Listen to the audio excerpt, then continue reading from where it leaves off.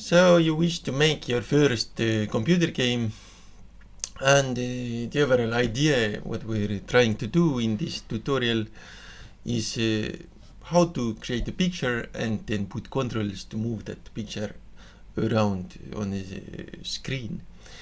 So we are using GameMaker. You can use other engines also. It's pretty easy. Like to accomplish this, why I use GameMaker is the most logical maybe for beginners, where you don't have to think so much about how to update the screen yourself on each frame. It's done automatically for you, so you just need to create a new picture. So in game the world, the pictures are called sprites. So we go on the sprites, we create new sprite, and here we under edit image we draw this manually, our first character. You can, it's like any drawing program. You can use Paint, GIMP, Photoshop, whatever.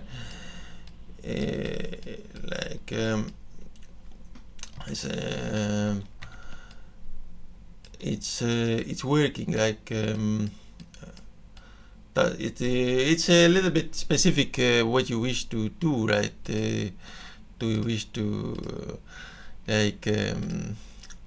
what type of picture do you wish to create? Then the software depends on that a little bit, but it's mostly like creating a picture and moving it around and on screen.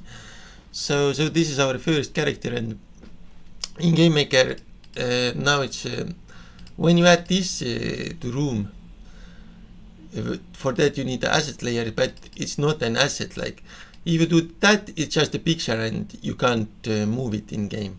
So we don't use the assets layer, we use instances layers on GameMaker, and for that we need to create instances, and the instances are under objects. They are different instances of an object. So we create a new object in GameMaker and we add this picture to this object. So like we could name it like object main character, for example. And now when you add this here under the instances, it can be programmed, and it can allow code in, and you can add different inputs. Like here you can see for example, when one holds down the down arrow, something will happen. Here you can choose between code and visual coding. If we go to code, it's more relatable, more fast, more efficient. If you go to visuals, it's a little bit GameMaker specific, so you will only understand about GameMaker then, and every programmer in the world will recommend you to switch to coding.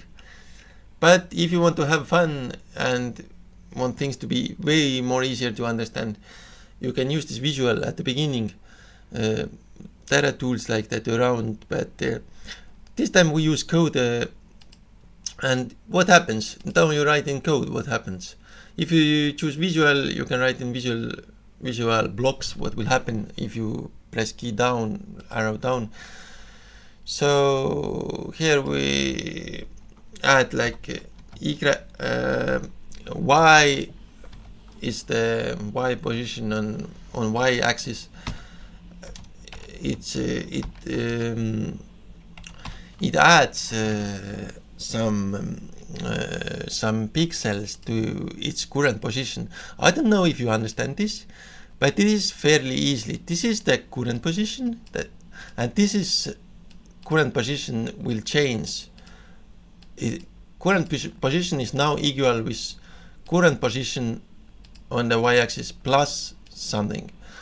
So what happens when we press the key down? So when we run the game here, it will now move down the character with down arrow key. if we pressed it. So it takes a while to compile, and now when we move it, it moves down. So this is it, and you can add other keys also. So this is pretty much a game already, and this is what I teach to children. Like, children love it. The instructor says it to each and every one of them quite fast, and you can build many games at once with in a classroom, for example, with kids if you want. So I would recommend this. This is something a fast solution. Yes, it doesn't teach you like refreshing the screen and it's done automatically. You don't have to worry about it like in other engines. You need to be aware of that the screen refreshes in every step and every frame. But here you don't have to be aware of that much. It doesn't require you to know that even, so it's good for kids and good for those who don't wish to go so deep into coding. So it's a good engine for that.